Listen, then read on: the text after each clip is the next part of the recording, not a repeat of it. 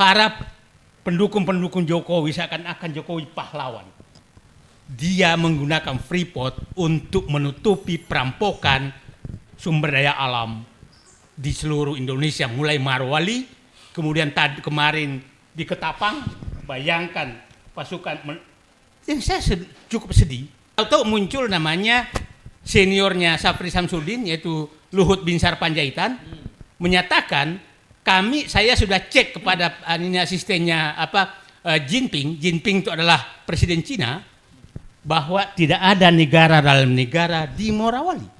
Coba Anda bayangkan, beliau masih menjabat, seorang penjabat tidak percaya kepada menterinya, artinya tidak percaya kepada Prabowo. Dia lebih percaya kepada Jinping daripada Presiden Prabowo yang menyatakan ada negara dalam negara.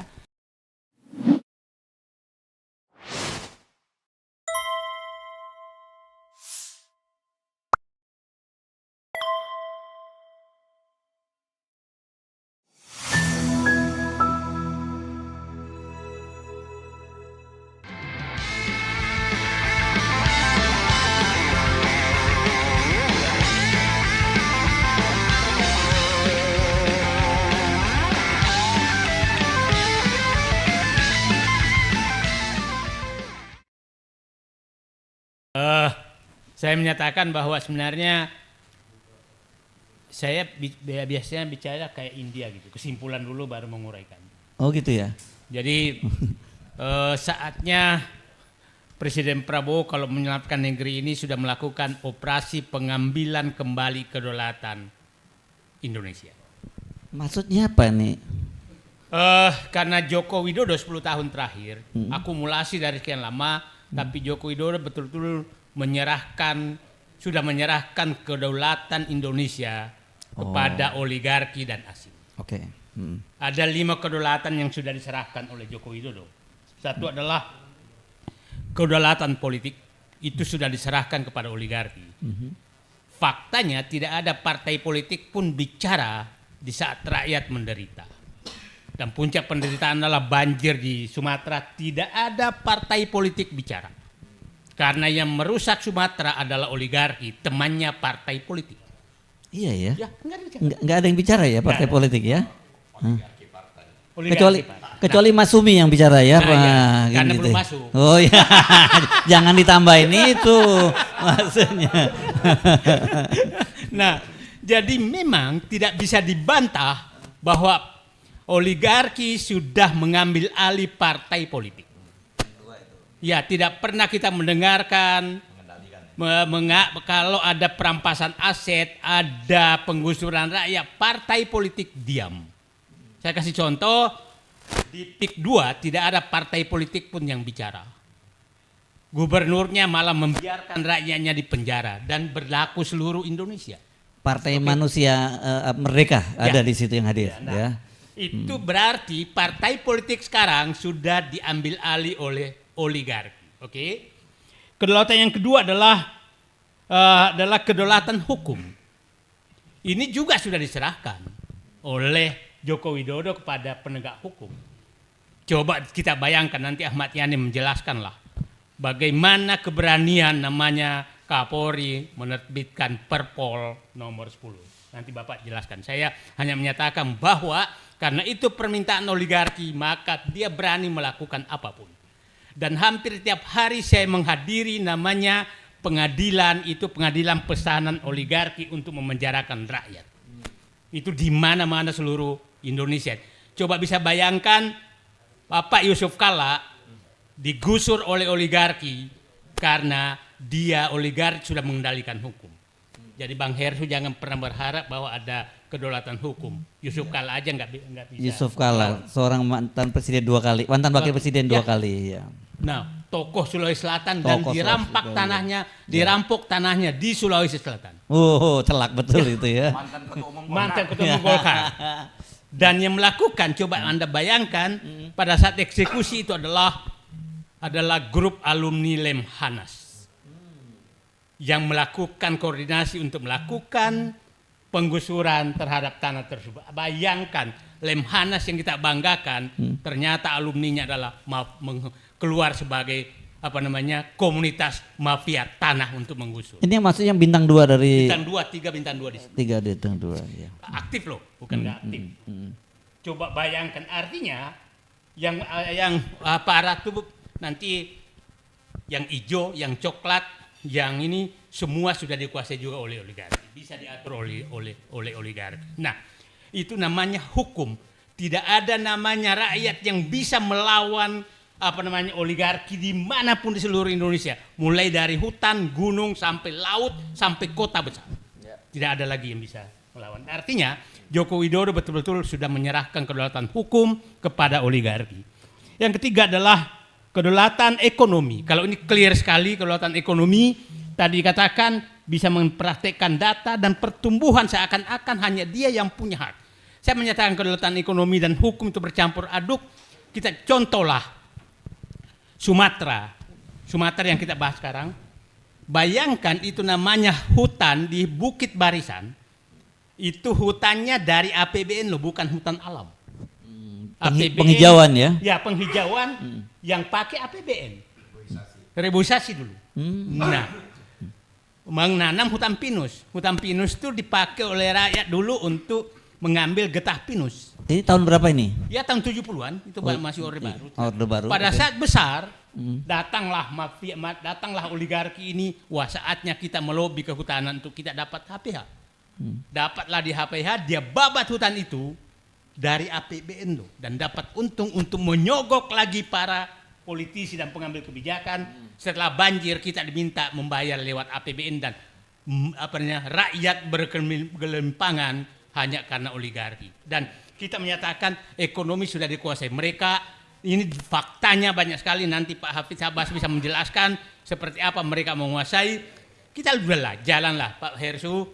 Kita ingat dulu Astra itu pabrik mobil dan pabrik motor. Tapi sekarang kita menemukan Astral Land.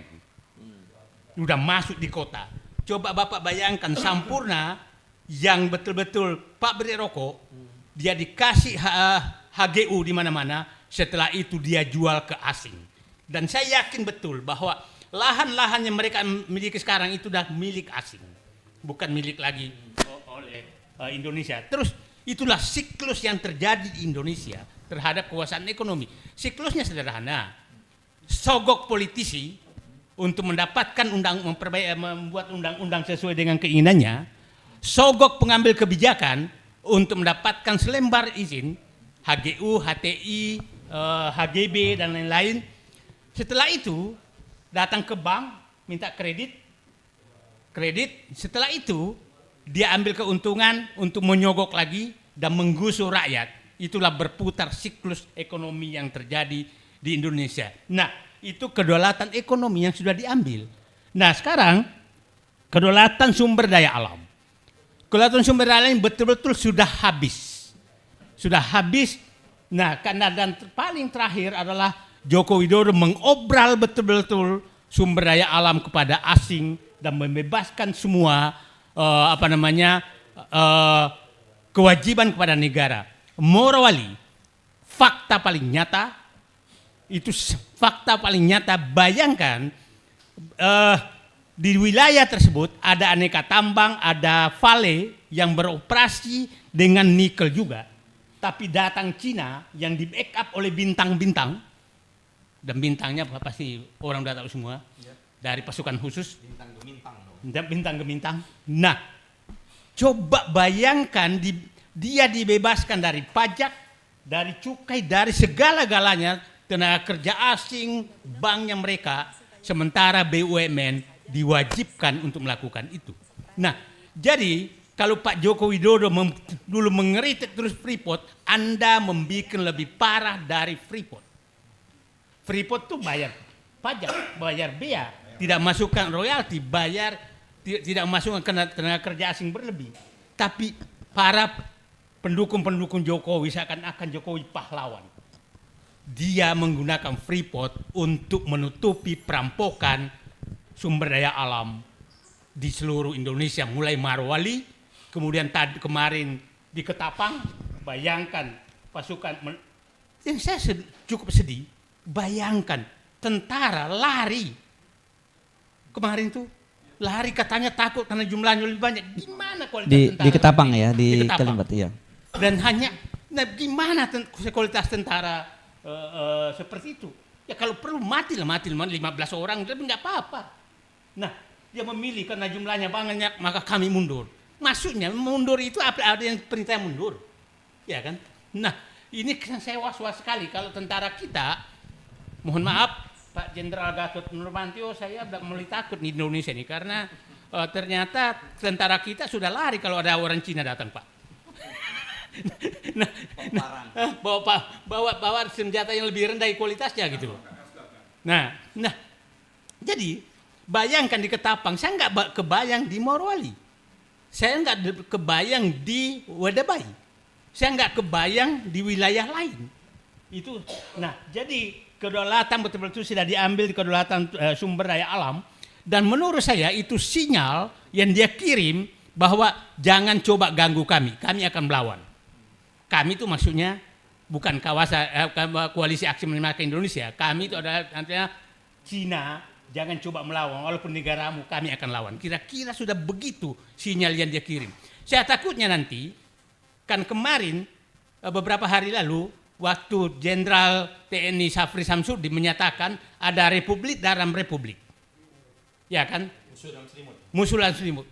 Tahu-tahu muncul namanya seniornya Syafri Samsudin, yaitu Luhut Binsar Panjaitan, menyatakan saya sudah cek kepada asistennya Jinping itu adalah presiden Cina, bahwa tidak ada negara dalam negara di Morowali. Coba Anda bayangkan. Beliau masih menjabat, seorang penjabat tidak percaya kepada menterinya, artinya tidak percaya kepada Prabowo. Dia lebih percaya kepada Jinping daripada Presiden Prabowo yang menyatakan ada negara dalam negara. Nah, ini betapa masalah bangsa ini sangat rumit menurut saya. Karena kepercayaan terhadap presiden pun, orang yang masih menjabat di presiden tidak percaya kepada presidennya. Nah, Pak Prabowo harus sadar ini. Orang di sekitarnya udah nggak percaya ke presidennya, dia percaya kepada Jinping daripada kepada Prabowo. Nah, kedaulatan wilayah ini banyak sekali wilayah yang diserahkan oleh Joko Widodo menjadi wilayah-wilayah khusus. Kawasan industri itu adalah wilayah khusus yang nggak bisa disentuh. Nah, Joko Widodo dengan bangga sekali proyek strategis nasional, kawasan ekonomi terbatas, macam-macam yang dibikin. Yang sebenarnya itu adalah membebaskan mereka semua dari kewajiban kepada negara. Bahkan ya coba bayangkanlah, Morowali saya 5 kali ke sana, memang susah sekali masuk. Gubernur, bupati nggak bisa masuk. Dan Anda bayangkan penyerahan ekonomi dari nikel saja, kan ekspornya tuh 38 miliar dolar per tahun. 38 miliar dolar itu 500 triliun per tahun. Tapi yang tertinggal di Sulawesi Tengah, yang kira-kira mungkin 80% dari sana, kira-kira 400 triliun dari sana, hanya 200 miliar rupiah. 200 miliar rupiah yang tertinggal. Cuman berapa persen? Di provinsi. Cuman berapa persen tuh kalau? Ya. Nah, terus kita menyatakan ini bagus. Nah, itulah saya minta Pak Prabowo lakukan, kembalikan semua kedaulatan ini kembali ke negaramu. Di sinilah diuji nasionalisme, integritas Bapak Presiden Prabowo. Nah, disitulah kita menguji dia. Kalau masih setengah-setengah, ini karena Joko Widodo betul-betul sudah menyerahkan kedaulatan ini ke asing dan oligarki. Nah, jadi Pak Prabowo sekarang, kami berharap Pak Syafri Samsudin jangan pernah gentar, karena kami tahu Bapak sedang diserang sekarang. Bapak diserang sekarang sebagai Panglima Perang mengembalikan kedaulatan Indonesia. Jadi saya bilang, Pak Prabowo sekarang Indonesia tidak punya lagi kedaulatan. Kami akan bersama Bapak apabila Bapak memang ingin mengembalikan kedaulatan yang saya ulangi tadi, satu, kedaulatan politik, kedaulatan hukum, kedaulatan ekonomi, kedaulatan wilayah, dan kedaulatan sumber daya alam. Itu yang kami harapkan Bapak lakukan. Operasi sekarang, operasi Bapak harus menyatakan sekarang Indonesia dalam keadaan darurat, maka perlu operasi pengembalian kedaulatan Republik Indonesia. Oke. Terima kasih. Jangan hanya ngomong-ngomong. Terima kasih. Assalamualaikum warahmatullahi wabarakatuh. Waalaikumsalam warahmatullahi wabarakatuh.